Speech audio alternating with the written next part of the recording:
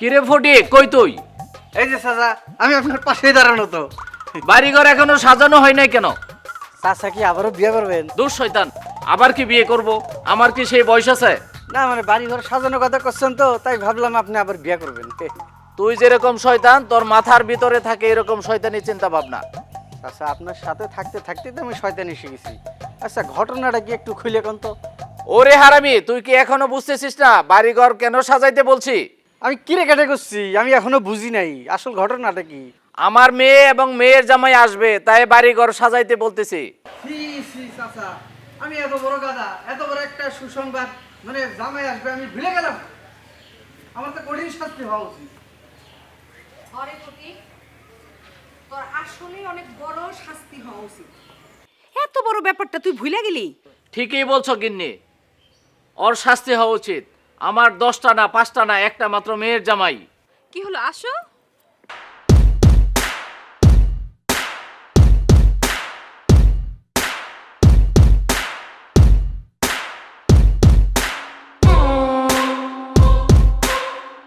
Oh no! Oh no! কি হলো আবার? Oh no! তোমার আব্বার কি কোনো কাণ্ডজ্ঞান আছে বলো? এই, আমার আব্বা যদি কাণ্ড জ্ঞান না থাকতো, এই টানা 15টা বছর ধরে এই ইউনিয়নের চেয়ারম্যান হয়ে থাকতে পারো? তুমি বলো। Oh no! টানা 15 বছর চেয়ারম্যান থাকতে নেই, মাঝে মাঝে গ্যাপ দিয়ে অন্যদের সুযোগ দিতে হয়, কারণ তাহলে নিজের বুদ্ধিটা ভালো থাকে, মাথার ভিতর ঘিলু থাকে, মগজ নষ্ট হয় না। এসব তুমি কি বলতেছো? Oh no! তোমার আব্বা গাড়ি না পাঠাক, অন্তত আমাকে রিসিভ করার জন্য ফটিককে পাঠাইতে পারতো। আমি কি যেন তেন জামাই? ইস, তুমি কেমন জামাই বলো তো একটু, জনাব। ও নো পরিমণি, আমি হলাম আনপ্যারালাল, আমি আনসেন্টিমেন্টাল, আমি ইমোশনাল, আমি হইছে, থাক থাক, নিজে ডল নিজে এত পিটন লাগবে। ও নো আরে চলো তো। ও নো আবার কথা বলে চলো, ঘরে চলো। No never, I am Zayed Khan.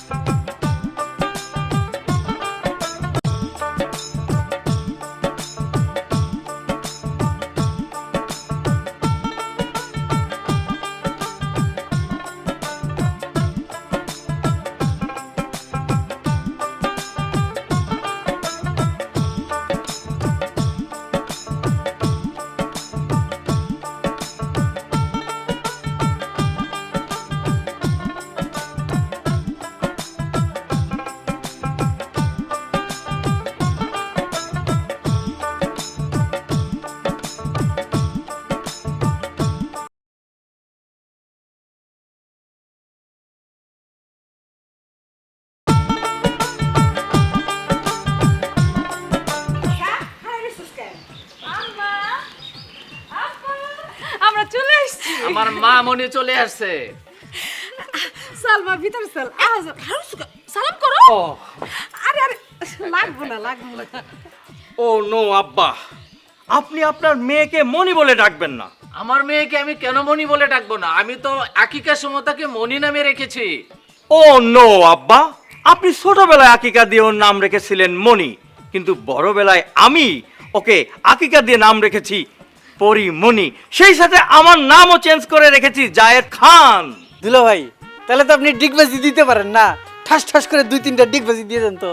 O no Phatik, আমি সেই জায়েদ খান না, আমি হলাম অন্য জায়েদ খান। তুমি ভেবেছো ফিল্মের ওই জায়েদ খান যে ডিগবাজি দেয়? কেন রে ফটিক, আমাকে জামাই ডিগবাজি দিব কেন? হ্যাঁ, ও নো আম্মা, ফটিক ভেবেছে কি আমি সিনেমার নায়ক জায়েদ খান, কারণ সিনেমার নায়ক জায়েদ খান ঠাস ঠুস করে ডিগবাজি দেয়, ও সেটা চিন্তা করেছে আম্মা। আব্বা আম্মা, এই তোমাদের জামাই তো এখন অনেক বড় কিছু হয়ে গেছে। সাথে সাথে আমার নাম চেঞ্জ করে দিছে, অনেক কিছু করে ফেলছে, তো আমার নামও চেঞ্জ করছে। সাব্বাস, এই না হলো আমার মেয়ের জামাই। বাবা জাবেদ, ও নো আম্মা, কিসের জাবেদ? I am Zayed Khan. ও জায়েদ খান, আমার ভুল হয়ে গেছে। তা জায়েদ খান, আমার এই যে মাজেদা নামটা আছে না, এটা না আমার তেমন একটা পছন্দ হয় না। আমার নামটা চেঞ্জ করে কি অন্য কিছু করণ যায়? দুলা ভাই, আমার ফটিক নামটা আপনি চেঞ্জ করে দেন তো। গ্রামের লোকজন আমার খালি ফটকা ফটকা করে ডাকে। তোমরা পাগল হইলে নাকি? জামাইকে ঘরে না নিয়ে তোমরা নাম চেঞ্জ করার জন্য পাগল হয়ে গেছো? আসলেই তো হয়েছে হয়েছে, অনেক হয়েছে। এই জামাই বাবাজি, চলেন ভিতরে চলো। জামাই রে, ঘরে আয়। এই, ঘরে আসো। ফটিক, ব্যাগটা নিয়ে আয়।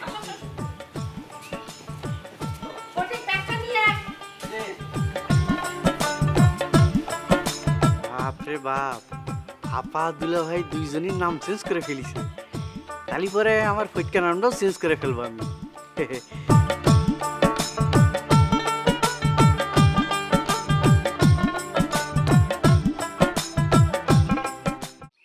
দুলা ভাই, বাড়ির ভিতরে তো সবার সামনে সব কথা বলা যায় না। এখানে যখন আসিছি তখন কথাটা কয়ে ফেলাই নাকি। চাচা করছিল আপনি ঢাকার কোন গার্মেন্টসে ভালো চাকরি করতেন, তো হঠাৎ করে কি এমন কাজ কাম পায়ে গেলেন যে নিজের পুরো একেবারে চেঞ্জ করে ফেলাই দিলেন? ও নো ফটিক, তুমি যদি সব কিছুই বুঝতে রে ভাই, তাহলে তো তুমি চেয়ারম্যান বাড়ির চামচা থাকতে না, তুমি তো চেয়ারম্যানই হয়ে যেতে। দিল ভাই একেবারে ঠিক কথা কয়েছেন। এই এলাকার লোকজন মনে করেন আমাকে ওই যে চেয়ারম্যান কই ডাকে। ও নো ফটিক, তোমাকে চেয়ারম্যান বলে ডাকে? জি, চেয়ারম্যান চাচা মনে করেন যে এদিক ওদিক যখন চলে যায় তখন তো আমি কাগজপত্র দলিল মলিল যা কিছু হচ্ছে সব আমি সই করে দিই। আর মনে করেন কোনো কাইজা ফেসাদ যদি লাগিয়ে যায় ওটার বিচার সালিশ আমি করে দিই। ও নো, তাহলে আমার সারা এই জন্য অনেক হ্যাডোমালা লোকজন চামচাদের কারণে এখন দেশ ছেড়ে বিদেশে। না দুলা ভাই, আমার কারণে চাচারে কোনো জায়গায় যাওয়া লাগবে না। ও নো ফটিক, যাও, এইসব কথা নিয়ে আর কথা বাড়ানোর দরকার নাই। তোমার একটা কথা বলি, তোমাকে একটা নতুন ইনকামের রাস্তা দেখাই দেই। জি জি জি, কয় ফেলান দুলা ভাই। আরে শোনো, আমি তো এই যে ইউনিয়নে চলে আসছি, মানে আমার শ্বশুরের ইউনিয়ন, মানে এটা আমার জন্য তো একটা অন্যরকম ব্যাপার। এখানে তুমি যে কাজটা করবা সেটা হলো, অনেক মানুষ চাকরি চায়, বিদেশে যেতে চায়, এই সব মানুষ তুমি ধরে ধরে আমার কাছে নিয়ে আসবা, আমি তাদেরকে চাকরি দেবো, বিদেশে পাঠাবো, সেইখান থেকে যে ইনকাম হবে ওই ইনকাম থেকে তুমি 2 পয়সা পাবা। ঠিক আছে দুলা ভাই, এইটা কোনো ব্যাপারই না। আমি ডাকলে তো মনে করেন 100 লোক জমায়েত হয়ে যাবে। ও নো ফটিক, আর একটা কথা বলি, তুমি এই ব্যাপারটা আমার শ্বশুর বাড়ির কারোর সাথে বলবা না, তাহলে হয়েছে কি ওরা মানে অন্যরকম চিন্তা করতে পারে, আর তোমার তো একা ইনকাম করার একটা ব্যাপার আছে না, ভাগিদার হয়ে যাবে আর কি। ঠিক কইছেন দুলা ভাই, এই ইনকামের ভাগ খালি আমাকে একলাই দিবে চেয়েছেন তাই না? ঠিক আছে, আমি কাকু কিছু কব না। সঠিক, হ্যাঁ, তুমি বুদ্ধিমান, তুমি অনেক বুদ্ধিমান। বুঝতে পেরেছি, আপনি খালি আমাকে দিতে যাচ্ছেন। ঠিক, তোমার আমার ভালো লাগে। জি চলেন দুলা। ও দুলা ভাই, একটা কথা। কোনটা? ওই যে আপনি তো জাহিদ খান তাই না? হুম। জাহিদ খানের মতো যদি দুই একটা ডিগবাজি মারতেন তাহলে জাহিদ খান নামের সার্থকতাটা পুরোপুরি একেবারে মিল হয়ে যেত। ও নো ফটিক, সে তো অরিজিনাল ফিল্মের জায়েদ খান নায়ক, সে তো দিতে পারবে। আমি তো নায়ক না রে ভাই, আমি যদি ডিগবাজি দিতে যাই তাহলে আমার মাজার কোমর সব ভেঙে যাবে রে ভাই, তখন তোমার আপা আমারে তাড়ায় দেবে। ও বুঝতে পেরেছি, আপনি নকল। বলো না, চলো, তুমি অনেক মজার লোক, বুঝছো, তোমার দিয়ে আমার এই কাজটা হবে। মারে, যে মাঝখানে শুনছিলাম জামাইরে নাকি চাকরি থেকে বাইর করে দিছে, কথা কি সত্য? কি কম, হ্যাঁ রে, করতে বাইর করে দিবে, হ্যাঁ নিজে চাকরির থেকে বাইরে আয়া পড়ছে। আর শোনো, হ্যাঁ এনতে আইসা কত কিছু করছে, বিদেশ থেকে আমার জন্য কত কিছু আনতেছে, তুমি দেখো না, দেখো না আমার গেট আপ সেটা। ও তাই তো কই, আমার মাটা কত সুন্দর হয়ে গেছে, কি সুন্দর সুন্দর শাড়ি গয়না গাটি।